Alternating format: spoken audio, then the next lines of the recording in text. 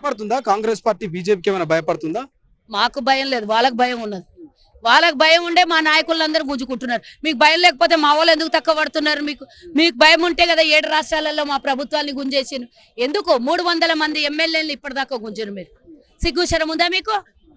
సరే పోనీ మీకు రాష్ట్రంలో ఎవరితో పోటీ ఉంటుంది? బీఆర్ఎస్ తోట బీజేపీ ఎవరితో మీకు ఫైట్ ఉంటుంది? ఈరోజు బీజేపీ అయితే చచ్చిపోయిన పాము, బీఆర్ఎస్ అయితే చచ్చిపోయిన పాము. ఇక కేంద్రంలో మా పోరాటం అంతా మోదీని గద్దె దింపాలి. డెఫినెట్ గా ఈరోజు అవినీతి పాలు చేసినటువంటి సామ్రాజ్యం వాళ్ళది. సామ్రాజ్యాన్ని ఏర్పరచుకొని దేశ సంపదనంతా కొంతమందికి అంటగడుతున్న వాళ్ళకి గద్దె దింపాలి అని అంటే రాష్ట్రంలో అయినా కేంద్రంలోనైనా వాళ్ళతోనే పోటీ. మీరేమో ఢిల్లీలో గద్దె దించడం బీజేపీని అనుకుంటున్నారు, కానీ ఇక్కడ గల్లీలో ఉన్నటువంటి బీఆర్ఎస్ మిమ్మల్ని గద్దె దించాలనుకుంటున్నది.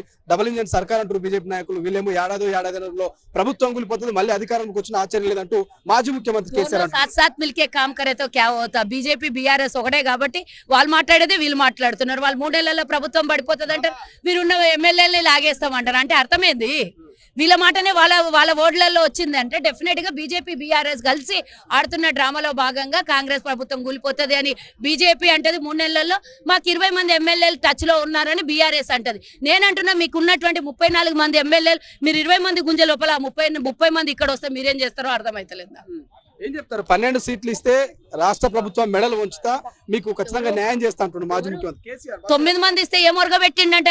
2019లో 9 మందికి ఇచ్చారు.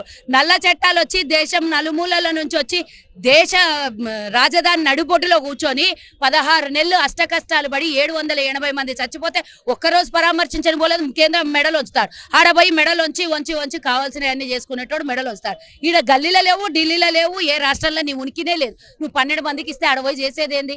గతంలో ఉపరాష్ట్రపతి ఎన్నుకోవడానికి నీ సడ్డకుని కొడుకుకో ఎవరికో ఎయిర్ప్లేన్ ఎక్కించి పంపిస్తేవి. 4 చట్టాల మీద నువ్వు మాట్లాడకపోతే, గ్యాస్ ధరల మీద మాట్లాడకపోతే, డీజిల్ పెట్రోల్ ధరల మీద మాట్లాడకపోతే, నిత్యావసరాల సరుకుల ధరల మీద కొట్లాడకపోతే మేము కొట్లాడితే మాకు బొక్కలు ఇరిగేటట్లు కొట్టించినావు నీ పోలీసు వాళ్ళతో పెట్టి. నీకు 12 మందికి ఇస్తే ఉద్ధరించేదే ఉన్నది ఇప్పుడు తెలుసలేదు. కనీసం అభ్యర్థులే పోటీ చేయడానికి ఇష్టపడకపోతే 12 మంది గెలుస్తారని ఎట్టంటావు? ఎట్లా ఇస్తారు అనుకుంటున్నావు? కేసీఆర్ నిలబడితే ఏడన్నా జర్ర పోటీ ఉంటుండేనేమో. ఇక కింద రోజులు నిలబడరు, ఏడు ఉంటారు చెప్పండి. కూడా ఉరికిపోయి మా దాంట్లోకి వచ్చారు.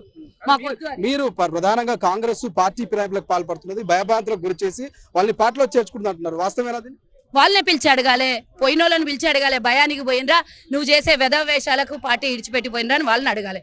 మాకు మేము భయానికి గురి చేసినామా, లేకపోతే మా 12 మందిని గతంలో 20 మందిని గతంలో గుంజుకున్నట్టు మొత్తం విలీనం చేసుకున్నాం అన్నట్లు కాంగ్రెస్ సంస్కారం కాలేదు. మూతోడు జవాబు చెప్పినాము. కుక్క కాటుకు చెప్పు దెబ్బ ఎట్లా జరగాలని అట్లా జరుగుతుంది రాబోయే కాలంలో.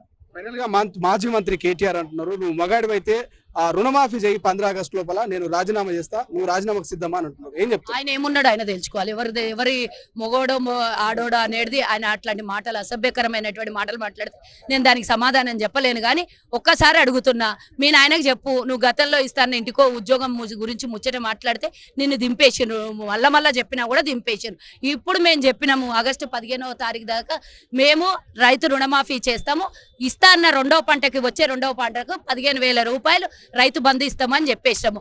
ఈయన రోజు కదా నువ్వు మాట్లాడేది, మొగాడివా ఆడోడివా నువ్వు తేల్చేది ఏమున్నది? నువ్వేమున్నావో తేల్చి ప్రజలు ఆడ కూర్చోబెట్టారు కదా ఈరోజు. మళ్ళీ నువ్వు ఎవరి గురించో నువ్వు లెక్క పెడతా అనంటే ఇంకా పూర్తిగా అహంకారం తలకెక్కి నేలకేసి కొట్టిరు, బండకేసి కొట్టిరు.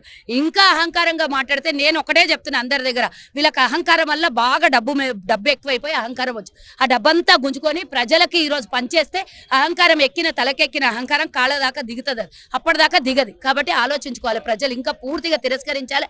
అధికారులకు కూడా విన్నవించుకుంటున్నాం, ఇమీడియట్ గా వీళ్ళు దోచుకున్న దోపిడీ పైసలన్నీ బయటికి తీయాలని కోరుకుంటున్నాం.